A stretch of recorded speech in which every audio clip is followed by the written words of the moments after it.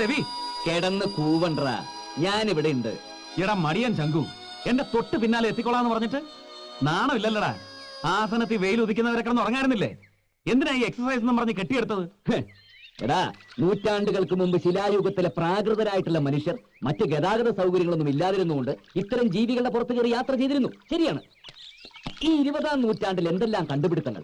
Motor വാഹനങ്ങൾ, aeroplane, rocket, എന്തിന് India പൊക്രാനിലെ nuclear bomb വരെ പൊട്ടിച്ചില്ലടാ.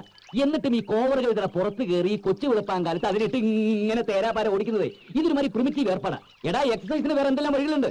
അല്ലേലും നിനക്ക് ഇതിന്റെ ആവശ്യമില്ലല്ലോടാ. രാവിലെ അണ്ണാക്കിലോട്ട് 2 കുടം വെളിച്ചെണ്ണ ഒഴിച്ച് ആ നാക്കിന് ചില്ലറ വ്യായാമം കൊടുക്കുക.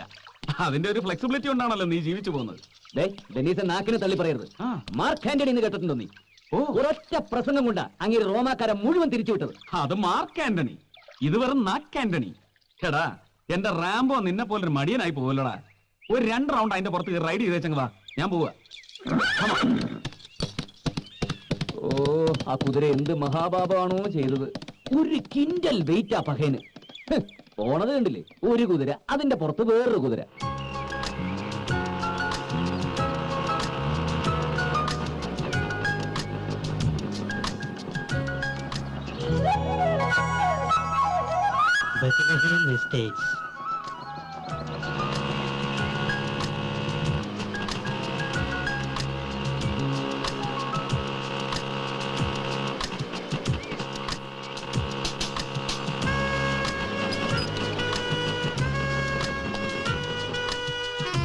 ഹലോ, ഒരു കൊറിയർ ഉണ്ട്. ഹലോ, ഒരു നമസ്കാരമുണ്ട്. ഒരു കൊറിയർ ഉണ്ടെന്ന്.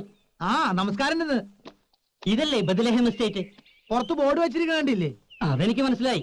ഇതിനെ ബദലഹേം എസ്റ്റേറ്റ് നല്ല പേരിടുണ്ട്. വല്ല ഗാഗുൽത്താമലാന്ന് കേട്ടണം. എന്തൊരു കയറ്റോടോ! മനുഷ്യന്റെ ഊപ്പാടളി. ഒരുപാട് അളിയോ? തന്നെ ആരെങ്കിലും കെട്ടിയെടുക്കാൻ പറഞ്ഞ? പിന്നെ ഈ കൊറിയർ അവിടെ നിന്ന് നടന്നു വരൂ. ആരേ രവിശങ്കർ? അയം മോനായി. പണ്ട് മോളായിരുന്ന? എടോ, എന്റെ അച്ഛന് മോനായി, അപ്പൊ ഞാൻ മോനായി. Very good. ഞാൻ ഈ രവിശങ്കർ ആരാന്ന് ചോദിച്ചത്. താൻ ആദ്യം ഞാൻ ആരെന്ന് മനസ്സിലാക്കി, പിന്നല്ലേ രവിശങ്കർ. അതെനിക്ക് മനസ്സിലായി. ആ ചായക്കടക്കാരൻ ചക്കൻ പറഞ്ഞു. എന്തു പറഞ്ഞു? ഒരു കരിമന്തി ഇവിടുത്തെ കാര്യസ്ഥനം. കരിമന്തി ആ ചായക്കടക്കാരന്റെ തന്തയാ. അപ്പൊ നിങ്ങളുടെ മോനാ ചക്കൻ? എടോ കൊറിയേ, അയം മോനായി, മാനേജർ ഓഫ് ബദലഹം എസ്റ്റേറ്റ്. എന്ത് വാഴക്കാലങ്ങളാട്ടെ, ഇതങ്ങോട്ട് ഒപ്പിട്ട് ഈ സാധനം വാങ്ങിക്കും. എന്തത്? ഇത് അങ്ങനെ ഇവിടെ വാങ്ങിച്ചിട്ട് വെക്കാൻ പറ്റില്ല. Ravishankar, Bethlehem estate, Chandragiri. ഈ അഡ്രസ് കറക്റ്റ് അല്ലേ? അഡ്രസ് കറക്റ്റ് ആണ്, പക്ഷെ ആള് കറക്റ്റ് അല്ല. ഈ രവിശങ്കർ അതിനെ എനിക്ക് വല്ല ചെയ്യാൻ പറ്റുമോ? പുള്ളിക്കാരനോട് വിളി, ഞങ്ങൾ തമ്മിൽ ഡീൽ ചെയ്തോളാം. എടോ, ഈ ഫാം എന്റെ ബോസ് മിസ്റ്റർ ഡെന്നി സാറിന്റെയാ. ഈ പറഞ്ഞ രവിശങ്കറും ഡെന്നി സാറും തമ്മിൽ കേട്ടതൊക്കെയാലും ഒരു ഫ്രണ്ട്ഷിപ്പ്, അത്രേ ഉള്ളൂ. അല്ലാതെ അയാൾക്ക് വരുന്ന പാർസൽ മുഴുവൻ 2 കൈ നീട്ടി സ്വീകരിക്കാന്ന് പറഞ്ഞാൽ നടക്കില്ല. ഇതിനകത്ത് വല്ല ബോംബാണെങ്കിലോ? ബോംബാണെങ്കിൽ പൊട്ടുമറിയല്ലോ. നിന്റെ ചേട്ടത്തിനെ പൊട്ടിച്ചാൽ നിനക്ക് മനസ്സിലാവട്ടെ ഞാൻ പൊട്ടിച്ചാന്ന്. ഇതെന്ത് പൂച്ചാരിനെ കരണേട്ടാ? അപ്പൊ ചത്തിട്ടില്ല. ഞാനാ വളവിലെ കട്ടറിൽ വീണപ്പോ ചട്ടെന്ന് വിചാരിച്ചേ. എന്താ മോനെ, ആരാള്? സാറ് ഇയാൾ കാലത്ത് തന്നെ വന്നെന്തോ ചോറിയാന്നൊക്കെ പറഞ്ഞ പ്രശ്നം ഉണ്ടാക്കുന്നുണ്ട്. എന്തോ ചുറ്റിക്കളി കേസാ. എന്താടോ? Sir, I am from Diana courier. ഒരുപാട് ദൂരം യാത്രയാണ് സാർ ഞാൻ വരുന്നത്. ആക്ച്വലി ഞങ്ങൾക്ക് ഏരിയയിൽ സർവീസ് ഇല്ല. ഇത് സോണൽ ഓഫീസിൽ നിന്ന് ബ്രാഞ്ച് ഓഫീസിലേക്കും അവിടെ നിന്ന് സബ് ഓഫീസിലേക്കും സ്പെഷ്യൽ ഇൻസ്ട്രക്ഷൻ വന്ന കേസാണ് സാർ. ഈ പൂച്ചക്കുട്ടി ജീവനോട് എത്തിക്കണമെന്ന്. ബൈ ഗോഡ്സ് ഗ്രേസ് ഇതിനോട് എത്തിക്കണം സാർ. മൈ ഗുഡ്നസ്, ഇതാർക്കാ? മിസ്റ്റർ രവിശങ്കറിന്. മോനായി പറഞ്ഞ കേക്ക്. രവി സാറിന് പട്ടിയുടെ രൂപത്തിലും പൂച്ചയുടെ രൂപത്തിലും ഓരോ സാധനങ്ങൾ വരുന്നത്. ഇത് ഏറ്റെടുക്കേണ്ട അവസാനം പുലിവാലാവും. ഇതെങ്ങനെയാണ് പുലിവാലാവുന്നത്? ഇത് പൂച്ചവാലല്ലേ? ഇത് ഞാൻ പിടിച്ചോളാം. ആരെടുത്ത് ചോദിച്ചിട്ടായി ഗൗൺ എടുത്തിട്ട്? ഇന്നലെ രാത്രി തണുപ്പുണ്ടായ സംശയം, അതുകൊണ്ട് എടുത്തിട്ടാ. നീ അയാൾക്ക് ഒരു 100. ഓക്കെ, 150. ഇല നക്കി പട്ടിയുടെ കിരുനക്കല്ലേട്ടാ. ഇലയിലും എല്ലാം നക്കാണ്ടായിട്ട് വേണ്ട നിന്റെ കിരി നക്കാൻ.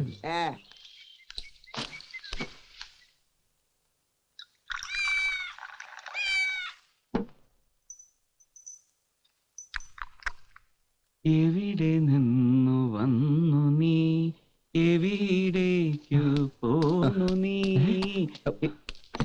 ഇതാണോ? എന്താ വല്ല ഫേസ് കട്ട് ഫീൽ ചെയ്യുന്നുണ്ടോ? ആഹാ, നിന്റെ അതേ മുഖച്ചായ. ഇതിപ്പോ എവിടെ നിന്ന് ചാടി? നിനക്കൊരു ഐഡിയ ഇല്ല? അയച്ചാളുടെ പ്രൊമോട്ടേഴ്സ് പെട്ടിപ്പുറത്തുണ്ടാവുമല്ലോ. ആ, പെട്ടിപ്പുറത്ത് ഒരു പട്ടി കടിച്ചെടുത്തുണ്ട് പോയി. മക്കളെ, നിന്റെ ഒരു ഫോട്ടോ എനിക്ക് കിട്ടൂടാ. ഫ്രെയിം ചെയ്ത് വീട്ടിൽ കെട്ടിത്തൂക്കാനാ. ഞാൻ ചിരിച്ചോണ്ടിരിക്കുന്ന ബ്ലാക്ക് ആൻഡ് വൈറ്റ് ഫോട്ടോ മതി. ബ്ലാക്ക് ആൻഡ് വൈറ്റ് തന്നെ വേണം, എന്നാലേ ക്ലിയർ ആയിട്ട് തന്നെ കാണാൻ പറ്റും. നീ ടെൻഷൻ അടിക്കാടാ, ആരെങ്കിലും ഫൂളാക്കാൻ ചെയ്താവും. സാർ, ഈ മെയ് മാസത്തിൽ ഏപ്രിൽ ഫുൾ ഉണ്ടോ? ഏയ്, ഏപ്രിൽ ഫുളിന് ജൂൺ മാസത്തിലല്ലേ ഉള്ളൂ. പോയി ബ്രേക്ക്ഫാസ്റ്റ് എടുത്ത് വെക്കടാ. ഈ പ്രശ്നം ഞങ്ങൾ കൈകാര്യം ചെയ്യலாம். താങ്ക്സ്. ഓ ചങ്കുവേ, സത്യം പറ, വല്ല റൊമാൻറ്റിക് ലൈനും ആണോ? വല്ല ദൂതും? ഹംസത്തിന് പകരം പൂച്ചദൂത്. പിന്നെ ഹംസത്തിന്റെ കാര്യം പറഞ്ഞപ്പോൾ ഞാൻ ഒരു കാര്യം ആലോചിച്ച, ഉച്ചയ്ക്ക് തിന്നാൻ ചിക്കൻ വേണമെങ്കിൽ പോയി മേടിച്ചോണ്ട് വരണം.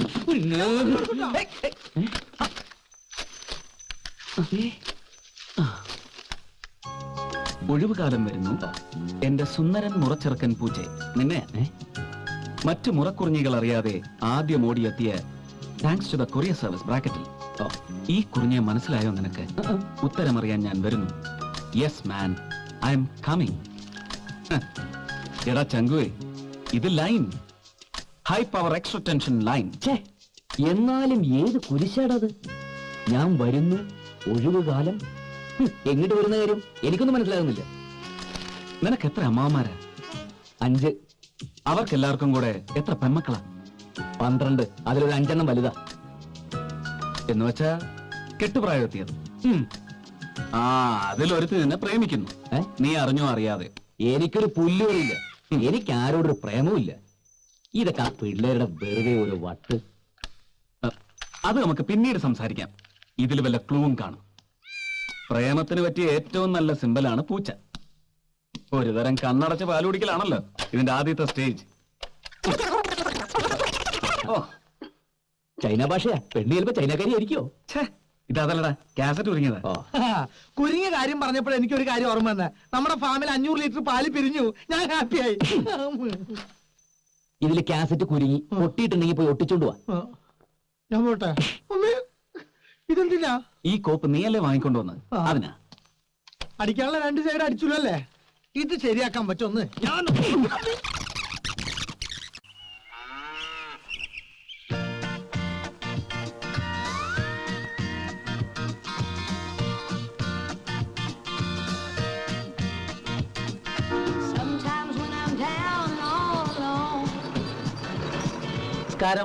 നമസ്കാരം.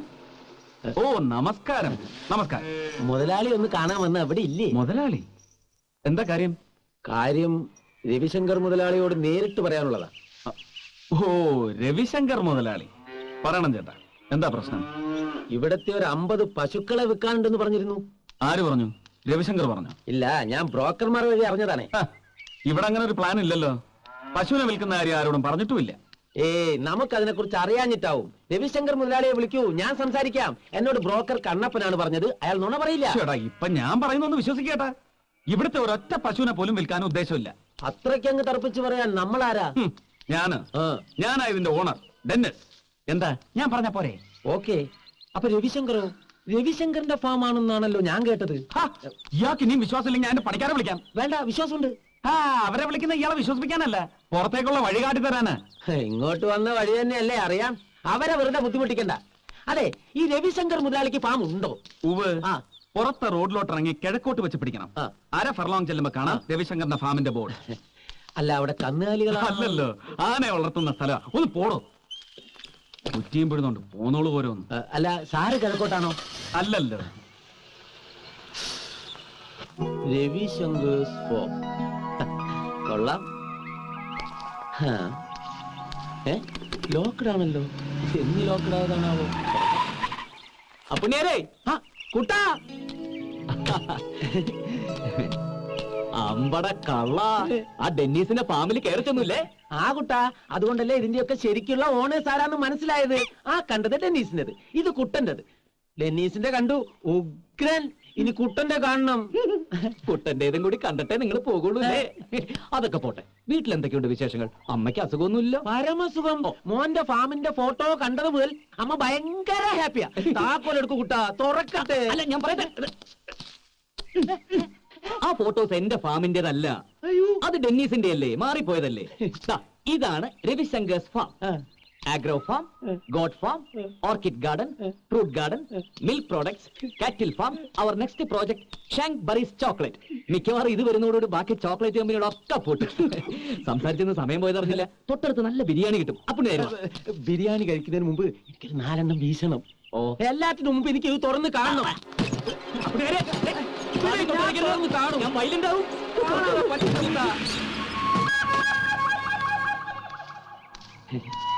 ആഹാ, ബ്യൂട്ടിഫുൾ. വെറും 3 വർഷം കൊണ്ട് ഇതൊക്കെ എങ്ങനെ ഉണ്ടാക്കി എടുത്ത എന്റെ കൂട്ടാ. ശവത്തേല് ബ്ലേഡ് വെച്ച് കീറില്ല എന്റെ നായരെ. നാട്ടിൽ എനിക്കൊരു പേരുണ്ട്, CID അപ്പുണ്ണീന്ന്. വെറുതെ കിട്ടിയതല്ല, അത്യാവശ്യം CID പണികളൊക്കെ എനിക്ക് അറിയാം. തന്നെ ആരാടോ ഇപ്പൊ ഇങ്ങോട്ട് കെട്ടിയെടുത്തത്? ആ ഫാമിന്റെ ഫോട്ടോസ് അവിടെ എത്തിയപ്പോ തന്നെ എനിക്ക് ഡൗട്ട് അടിച്ചു, നമ്മുടെ കുട്ടൻ ഇത്രയ്ക്കങ്ങോട്ട് പുരോഗമിച്ചോന്ന്. എടോ നായരെ, എന്റെ ഇവിടത്തെ ഈ സ്ഥിതി താൻ അമ്മയെ അറിയിക്കാനുള്ള പരിപാടിയാണെങ്കിൽ തന്നെ കൊന്ന് കുഴിച്ചു മൂടും ഞാൻ. 14 അല്ല, എക്സ്ട്രാ ഒരു 10 പേര്. എന്താടോ താനി എണ്ണുന്നത്? അല്ല 14 അല്ല, 24 അല്ല, 74 ആയാലും അതിനുള്ള സൗകര്യം ഉണ്ടല്ലോ. അങ്ങനെ പരന്ന് കിടക്കല്ലേ, വെക്കാനും വിളമ്പാനും വിളിക്കിറങ്ങാനും. ആഹാഹാ, മുത്തശ്ശൻ കേണലായിരുന്നു കൊണ്ടേ ഇവിടെ ഒരു ടെന്റ് അടിക്കാനും ഉഴിക്കക്കൂസ് കുത്താനും ഒക്കെ നല്ല പരിചയം കാണും. താൻ എന്ത് തേങ്ങാ കൊലയാടോ ഈ പറഞ്ഞുകൊണ്ട് വരുന്നത്? വരുന്നു ആര്? ചെറുമകന്റെ കൂടെ ഒഴിവുകാലം ചെലവഴിക്കാൻ മുത്തച്ഛനും മുത്തശ്ശിയും പേരക്കുട്ടികളും, ചിലപ്പം അവരുടെ തന്തമാരും തള്ളമാരും എല്ലാവരും വരുന്നു. കുട്ടാ കുട്ടാ